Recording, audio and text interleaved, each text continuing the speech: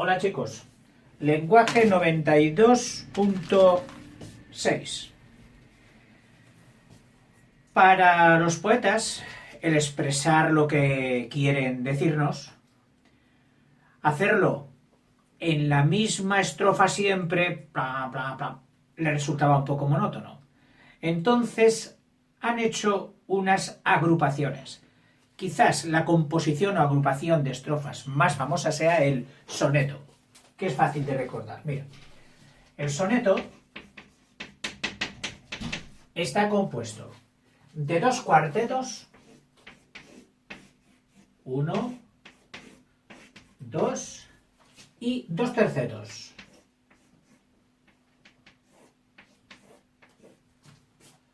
Como los cuartetos son de arte mayor y en decasílabos, el soneto pues también lo será.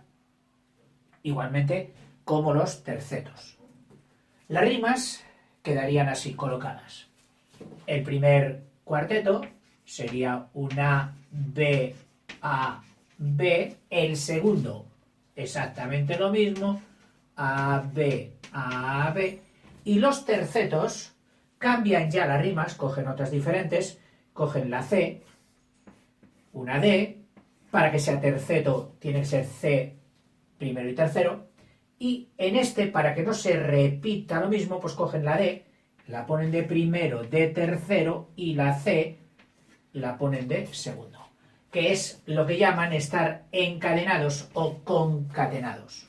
Tercetos encadenados. Y esta sería la estructura del soneto. Todo en decasílabos y en consonante, es decir, la buena. El soneto ha sido una composición favorita de casi todos los poetas. Es decir, cuando los poetas querían hacer una cosa especial, algo así como cuando tú quieres regalar a alguna persona por su cumpleaños, no le compras lo que le compras todos los días. Le compras algo especial. Por los poetas igual. Cuando querían hacer algo especial decían, ¿y cómo lo voy a hacer? ¿Qué forma voy a coger para mi poema? Voy a coger un soneto. Y hay sonetos preciosos. Puedes coger en un libro de poesías, incluso buscar en el Google sonetos famosos, y te salen unos preciosos. Puedes aprenderte alguno de memoria, que es bueno cultivar la memoria, y estas cosas son las más adecuadas para entretener con algo tu memoria. A veces, cuando el poeta llegaba al final, decía, uy, no me ha dado tiempo a acabar esto que quería decir.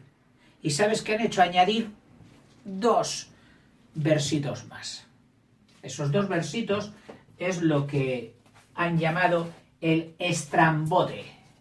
O sea, y por eso dicen soneto sí, pero este soneto es con estrambote, es decir, con un añadido. Con estrambote. Bien. Y eso es el soneto.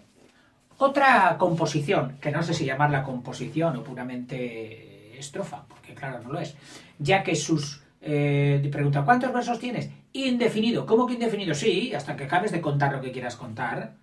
Pueden ser 20, pueden ser 40, pueden ser 100, pueden ser 200. ¿Cómo 200 versos? Sí, estamos hablando de un romance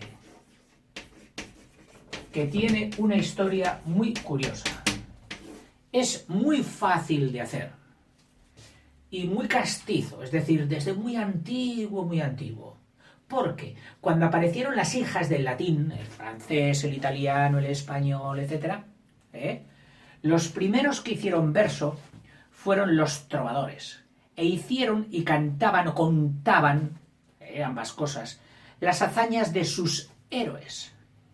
De un tal Roland en Francia, del Cid campeador en España, y surgieron así unas composiciones bastante extensas, contando las aventuras de estos héroes. En ellos se mezclaban cosas verosímiles con cosas un poquito imaginarias, fantásticas, especialmente en la francesa y la española. No, en la española, el poema del mío Cid, que así se llama el gran cantar de gesta español, era muy realista. No ponía nada que no podría haber sucedido perfectamente. No significa que sea histórico todo él. Hay cosas que fueron añadidas por la imaginación, como todas las leyendas en aquella época. pero todos son verosímiles, es decir, no fantasiosas, sino cosas que, si no han ocurrido, perfectamente podrían haber ocurrido, que eso es lo verosímil, lo parecido, vero, a la realidad, símil, realidad, vero. Bien, pues aquellos romances se hacían con unos versos muy largos, de 16 sílabas, más que los alejandrinos, que eran de 14, que son los más largos que estudiamos el otro día. Estos son los versos heroicos.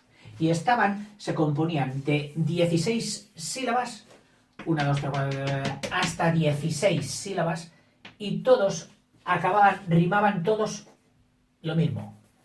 O sea, arte mayor, podríamos poner, pero todas sus rimas eran en a. Es decir, que si este verso acababa en ido, pues este en ito, en ico, en imo, en lo que fuera. Porque eso sí, la rima era asonante. Como el verso era muy largo, pues ¿qué hicieron los poetas, los trovadores? Que eran los que hacían los versos. Los versos en aquel tiempo se llamaban también trovas. Y el trovar era hacer versos. Otra cosa era el juglar. El juglar era el que cogía esos versos, se los aprendía, porque a veces el pobre ni siquiera sabía leer ni escribir, pero tenía una memoria prodigiosa, Él se los aprendía y los iba recitando por los pueblos. ¿Para qué? Para ganarse la vida.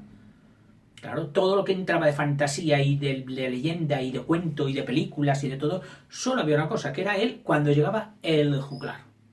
El juglar contaba cosas maravillosas, la gente se quedaba flipando, se quedaba extasiada y luego decían, ¡ay, ese paso, cuando le mata con no sé qué, ¿lo puedes repetir otra vez?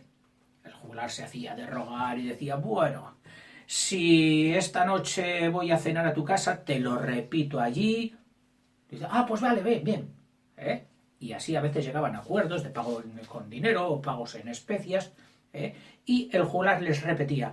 Y la gente que en aquel tiempo desarrollaba mucho la memoria, porque al no saber ni leer ni escribir, todo había que fiárselo a la memoria, no como hoy, que nos dicen, apréndete estas 4 líneas, ¡uy! Dolor de cabeza tenemos. En aquel tiempo no. En aquel tiempo la memoria la cultivaban enormemente. Bien, pues lo que te digo, que aquí habían hecho una paradiña como para tirar un penalti. Y esta paradiña estaba exactamente en la mitad. Es decir, que había aquí 8 sílabas y aquí 8 sílabas. Bueno, cuando la gente se aprendía aquellos textos, los más emocionantes, y luego los recitaba y los pasaban de abuelas a madres, a hijas, etcétera, etcétera, los recitaban, pues así. Paraban, parada. 1, 2. Y entonces los pusieron así. Este aquí y esta parte la pusieron debajo. Luego venía el segundo verso. O sea, este era el primer verso. Aquí no rimaba porque coincidía con la paradiña y aquí sí que rimaba, pero claro, ahora ya no pondremos A mayúscula porque al ponerlo de 8 se ha convertido en arte menor y pondremos una A. Luego venía la primera parte del segundo, que no rimaba, era libre, como este primero, y venía la segunda parte del segundo, que sí que rimaba, que era este. Y así, clac, clac, clac, clac, clac. O sea que el romance son versos octosílabos que riman en asonante y que riman solamente los pares. Y es muy fácil hacerlo. A veces nos puede producir un poco aquello de, ¡ay, qué pobreza! Vea qué manera de rimar todos enaba, enaca, enata, enaca. Y si es enía, pues enía, María, tu tía, el día, ia. Y a veces incluso cogen con el verbo quería, salía, etcétera, etcétera. Pero el contenido, sin embargo, podía ser precioso. Que ahí es donde está el valor de lo lírico, el valor de lo poético, en el sentimiento. Así que hay romances desde la época de los cantares de gesta, siglo XII, siglo XIII, y luego vinieron los poetas más cultos, Cervantes, aunque Cervantes no hizo mucha fama como poeta, pero también Lope de Vega, todos los del siglo de oro, y les gustaba esta forma de hacer poemas Y ellos hicieron romances, que se llamaron ya romances nuevos. Y luego ya durante toda la historia, Zorrilla en el romanticismo, y luego últimamente con la generación del 98, todos estos hicieron romances para contar sus cosas, preciosos, imitando un poquito lo antiguo, pero con un saborcillo fenomenal. Estos son los romances. A ver si algún día haces tú alguno y me lo mandas. ¿De acuerdo? Venga, hasta luego.